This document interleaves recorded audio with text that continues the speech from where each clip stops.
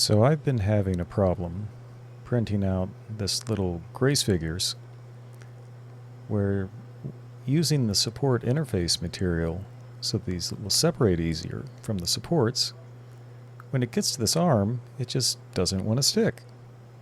It's an entire bed of support material, and the PLA just doesn't stick to it. It keeps coming off. Got tired of wasting time, so I figured I was going to fix that. They're not done yet, but if I look at the ones I have printing right now, you can see that they're sticking perfectly fine. And each one of them, the individual elbows and feet, everything is held right on top of that bed of support interface material with no issues. So I figured I'd show you how I did that. So here's the one I was printing where they were failing.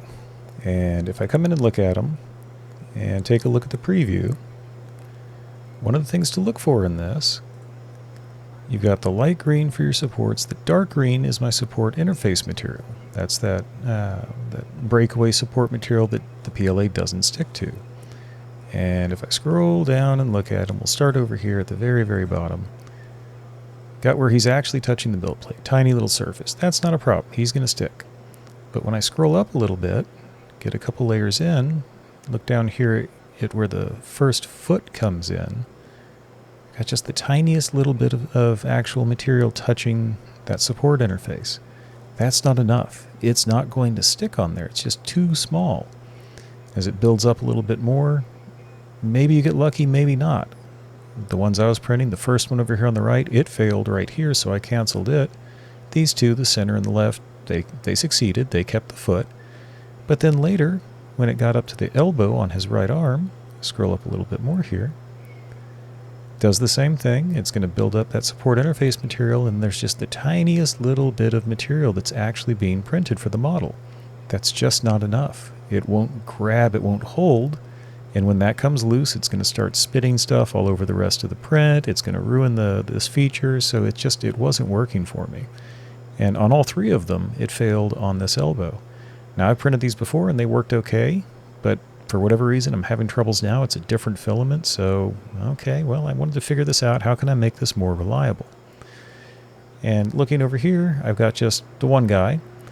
And what I'm going to do real quick, I'm going to figure out where those parts are, where those first elements are, as far as putting down on top of that support interface material. And I'm going to look at my preview.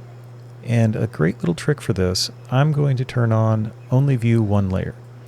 So as I scroll through my preview, it's just showing me one layer at a time. And this is where it gets kind of silly. You're not going to be able to see this, but I'll tell you what I'm doing. I'm going to scroll up until I find that first little orange dot right here.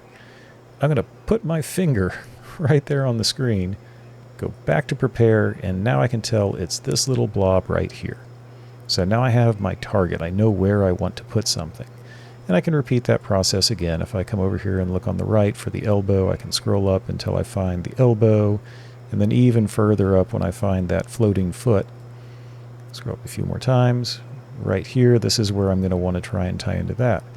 So what I'm going to do, I'm going to go back to my preview, or to my prepare, excuse me, and I'm going to target that little blob right there. What I'm going to do, I'm just going to add to the plate a cone. And I'm going to scale this. I'm going to bring it down to maybe like 2 or something like that, because I just want a little bitty cone. And I'm going to take this and drag it over to where it needs to be. Now I find this easier to do from the bottom looking up. So I can scroll up and just put that right underneath where it needs to be. From there, this one is actually okay where it is. I don't really need to change that. I'm going to clone it, make another one of it. And we're going to go put this one on for the elbow. And I'm not going to worry about exactly where it needs to be because this is just the example, but let's say it was this little portion right here. I'm going to drag it directly underneath that. And then I'm going to grab my scale tool and I'm just going to drag it straight up until it makes contact with the model. Now, I don't want it to be the tiniest little point because I need it to actually be printable, so it needs to have some thickness. I'm going to drag that up. I'm going to get my cut tool, and using my finger again to know where to cut, I'm going to do a cut on that. I'm going to grab that top part and just hit delete. What I've done, I've added material that needs to be printed to this so that I can select all of these and merge. Now that's a part of the model. It's going to print that as it prints the model. And I've got that already set up over here. This is what I'm actually printing right now. Got the 5 of them that are on the plate. But if I look at this one, I've drawn those little bitty cones, and this is kind of emulating what a support would look like in an SLA print. That I just need the tiniest little bit of material to actually make contact with the print. So if I go over to my preview on this one, we'll start over here on that foot again. Come over here.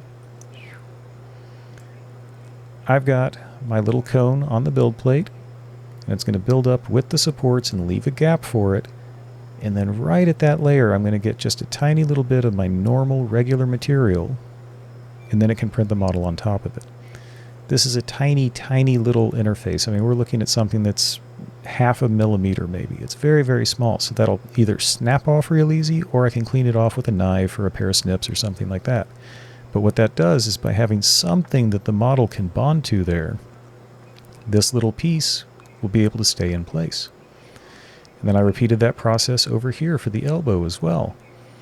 You see where that cone is built up, and then there's just that little bitty bit that comes through on that support interface, giving the model something to actually stick to and hold on to. That will help ensure that that elbow stays in place. And the same thing with the floating foot. That's going to come up, and then it'll eventually find its part of the model. That's going to ensure that these free-floating, very small elements that would otherwise be sitting on a completely non-bonding interface have something to bond to. So I just thought that was a neat little way to try and ensure that on a complicated or difficult print, something like this, just by drawing a few cones, you can help ensure success.